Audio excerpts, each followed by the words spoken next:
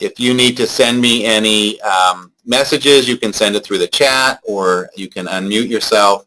I've got Kyle here with me today, and what we wanted to do is you guys now have had a chance to look in and access the authoring platform.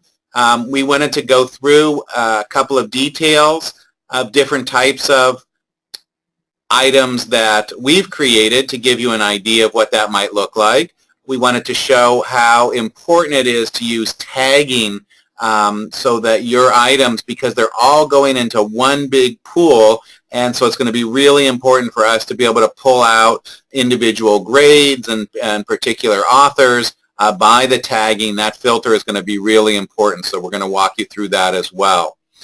So that's the big picture, and let us take you through this guided tour, and then we'll open it up for questions. And hopefully, since you guys have had a chance to dig in a little bit, maybe you've got some questions that we can answer.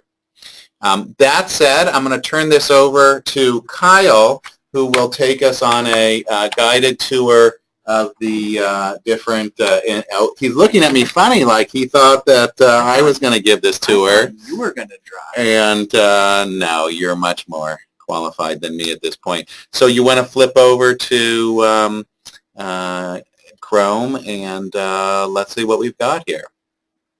All right, let's go the agenda here. So first thing we'll look at is the item reference.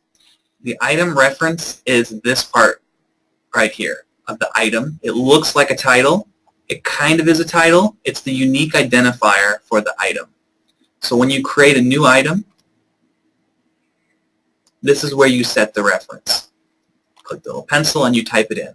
We have a standard grade number, colon, unit number, colon, lesson number, colon, section number. And I've given some examples here. So this is what you would put in to this area. Help us keep everything organized. So let's do this one.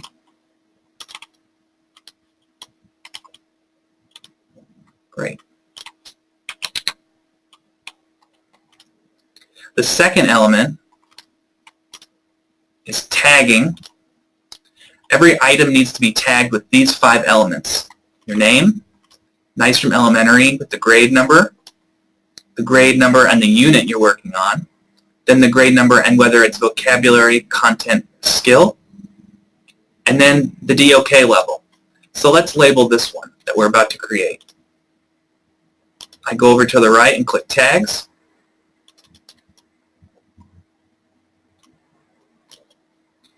Then I add my name. And it auto-completes for me. I'm working on grade 2, unit 1.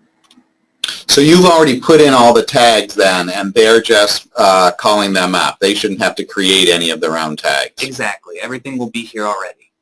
And then I just need to add Nystrom Elementary, grade 2. And what am I missing? Oh, the unit is there. Oh, whether it's vocabulary, content, or skill. So let's make this one skill. So those are the 5 elements, the 5 tags that every item must have. And I save up here with the button on the right. But it's yelling at me because I have not created any content. To create the content for the item, you click this plus button and you choose your template. So we've chosen a few that we've already built that we'd like to show you, various examples of vocabulary, skills, and content items. So let's go through the vocabulary first. Want to tell us what we're looking at here? Yeah. Do we have the other vocabulary one? Yeah. Let's go. So we have a couple of different templates for vocabulary, and we'd like to have several levels. With vocabulary, there's not really a way to get into DOK 3 or 4, but you can do DOK 1 or 2.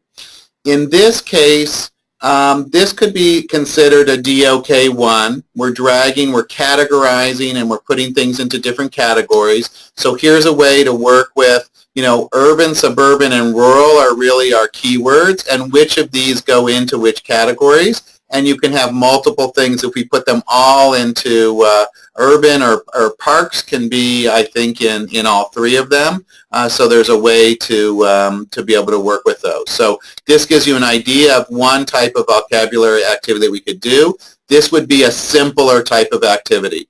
Now, if we go to the one that we were just looking at, this one is a little bit more sophisticated. Now, there's a couple of different things going on here. One, we begin with a paragraph. Following the law is important for people who live in a community, people who may have different points of view about how their government should work, but they need to agree on a common set of rules to follow. Some communities post a chart or a graph with a summary of their rules, such as Moses and the Ten Commandments. Okay? And then the students are able to drag the words to their definitions. Now, this would be considered a DOK level, DOK2 level vocabulary activity. Why? Because the students are learning about the definitions of the words in the context of the sentence in which they're reading it up above. So if we just had the words and their definitions down here as a drag and drop without that sentence above, they would be basically just working from that. That would be a lower level type of activity. Because we're asking them to read the paragraph first and to understand the meaning of the words from the context that they're reading them in, that involves a higher level of complexity, and so we would go to DOK2. And we're pointing out here that one is labeled as DOK2, and so it's ready to go. Most of your vocabulary, if it's simple matching or categorizing, is going to be a DOK1. I think in our instructions we ask you to create both DOK1 and level 2 types of activities. Now, the only obviously, if you've got a paragraph that you want to use or a reading that you want to use to put the words in context, it'd be great if you can pull that out of the actual chapters that you have, where you've got the content that the students are reading. But if you need to make up your own paragraph, much like we did here, just be very careful that you're not putting together paragraphs that would be too hard for that level. In this case, this is a grade 1 activity. Would a grade 1 student be able to read and understand that paragraph? That's something you need to be sensitive to, and that's why it's probably easier just to try and grab sentences or paragraphs out of the content that we're providing for you. Okay, so that covers vocabulary. What else? Good. Let's look at some examples of skills. So this one, we have two variations on this one. Select the sentences that offer detail to support the main idea. So the students would click on a sentence, find their answer. Is that it? The main idea is probably that the neighborhood changed. So a new library is over here, a station, it used to be farms, and then it shows us, and you can see that 1 out of 1 above means that we got that right. We are in preview mode here, and then we can show the answers. So we like this one where they highlight the different sentences, and it's pretty easy to be able to set that one up. I like that one a lot. And you could do the same thing for a main idea. Find the main idea in the paragraph, and they highlight that particular sentence, and they see whether they're right or wrong. This is the same paragraph, the same basic idea, but it's using a different item template. So students read the following paragraph, and then they classify the sentences using drag and drop instead of a highlight. Show answers here. So the main idea is there: I can't get over how much my neighborhood has changed, and my neighborhood grew so much. And then here are the details. And this would be, you drag them up into that area, sort of like this suburban and then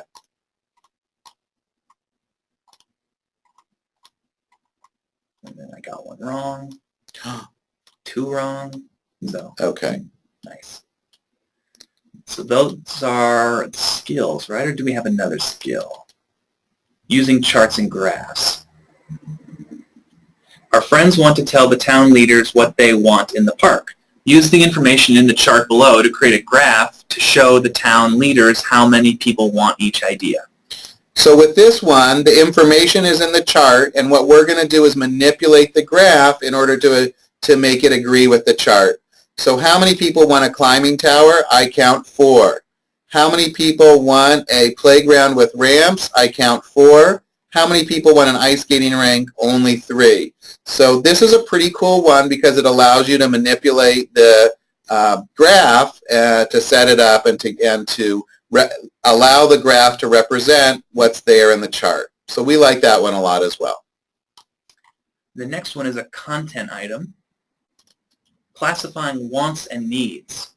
People need things to survive. Food, water, shelter, sleep, and exercise are all needs. Wants are things that people would like but don't need to survive. Piano lessons, a donut, or a video game are all wants. Classify the items below based on whether they are wants or needs. So let's try dragging these. I would say food is a need and water is a need. Oh, I've got to preview. So I'm in edit mode. That allows me to click the pencil and to change the item. To play with it and manipulate it, I need to be in the preview mode. So that we're going to put that there, and we're going to put video games under wants. And the pet cat, where should that go? Is that a need or a want? Well, Kyle thinks it's a need, but we didn't get the answer right. It turns out it's only something you really would like to have.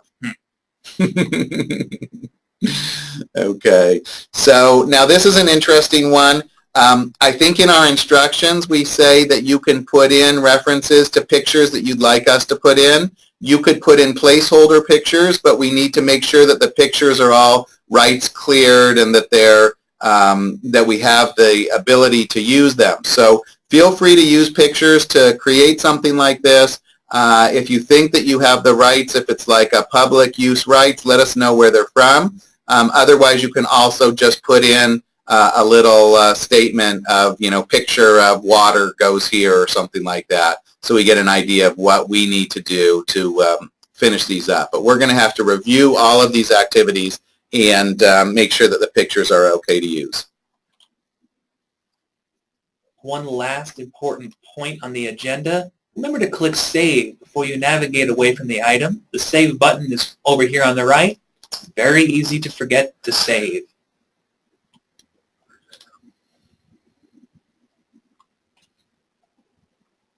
Okay, what's next?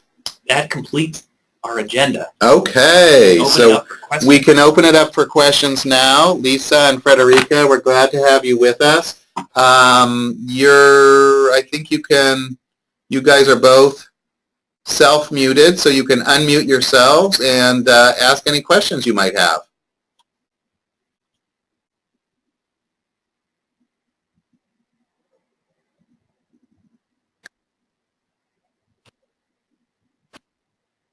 I think, hi there, it's Frederica. Hi, Frederica, welcome. Thank you.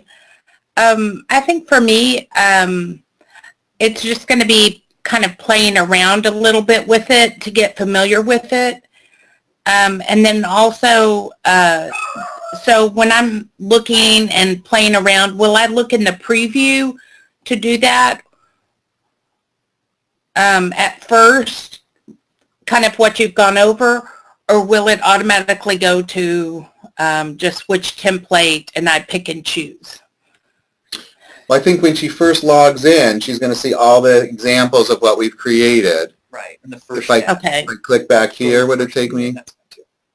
So this is what you'll see when you log in, and you'll see everything that we've created. And you can basically just go through and preview. You can see we've got these categories of what's here. And, you know, there's a lot more here than what we just showed you, because just like you were saying, the way we learned this is by playing around with it as well. And that's sort of why we wanted to be able to show this to you guys now before the winter break, so that if you do have time and you wanted to play with it a little bit before you really begin in earnest, you can try things and then you can get back to us and say, hey, I tried to do this, this, and that, but I got stuck here. And so, yes, this is absolutely your chance to play with them. You can go in, I guess you click on any one of the titles here if you want to see that one, and then you make sure you go to the preview mode to test out and see how it works. Otherwise, you'll be in the edit mode where you can actually go in and change the paragraph here or whatever else it is. Does that sound like what you were asking, Frederica? Yeah. Yes, thank you.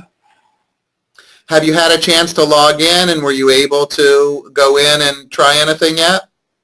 I was not able. I received the email that I got an email to log in, but I have not logged in yet. Okay. So I'm excited to do that and to look at it and play Great. around. Just try and do it in the next couple of days. We'll be out of the office next week, so if there is any problem or you can't get in with the credentials we gave you and we need to fix something, we'd rather do that in the next 2 days. Great, I'll do that. And then, so really to play around in the next couple of days, because next week we won't have any connection. So that makes sense. Got it. I mean, I'll be checking email. You know, we're not in the office. I'll check email, so if you do send an email in, there's a chance I can get back to you. But basically, yeah, we're sort of low key, and it'd be good to make sure things are at least working for you so that you could be playing next week. And then when we come back after the 2nd, maybe we can have another meeting and really dig in on any problems that people have encountered or any deeper questions that they might have. Okay. Great. Thank you. Sure. Lisa, any questions for you?